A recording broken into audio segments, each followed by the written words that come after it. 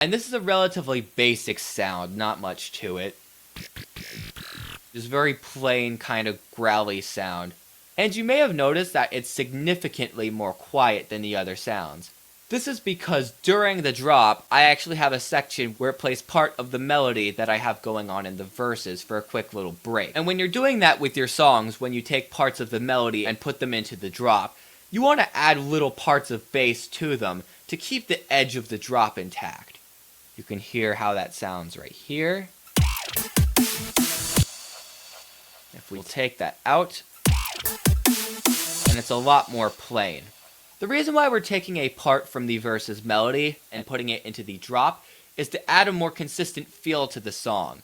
When you're making music and you have elements of a song which just come and go at random and they never reoccur, the songs can feel like they're haphazardly constructed, almost like you're doing something on the fly.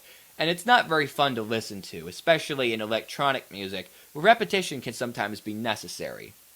To give the song a more consistent feel, we take parts of the melody and interspice them into the drop, so there's something predictable for the listeners to hear, and the songs don't feel improvised and random like if we just had ideas that come and never do anything. After the drop, we go into another verse section, so I'm just going to call this verse 2. Now this is where the construction of the song can vary depending on what you're trying to make. You might want to go into a complete breakdown, and then have a part that's similar to this verse, and then go into a breakdown / build up, and then into a drop, instead of heading just straight into a verse. And you might also want to make a drop that's shorter by cutting out the second half, and then going straight into the verse if you want a very streamlined song. But for this song, we'll go back into another verse after the second half of the first drop. Then we'll go into a build up / breakdown, which is basically the same as the first one. We'll just call that breakdown. And then we'll be going into the second drop. Just call that drop 2. Now for the second drop, I didn't really change that much from the first drop. For the first quarter or so of the second drop, I have the drums going in double time to give it sort of a rave-ish feel.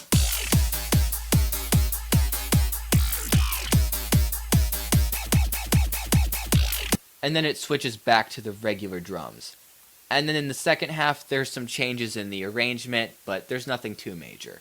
Whether you want to make your second drop exactly the same as the first, have subtle changes, or having a different drop by keeping some of the same sounds but introducing some new ones, is all up to you. That's one thing I want to get across with this video, is that there's no real right or wrong way to construct songs, unless you have beats that don't match up or keys that don't match.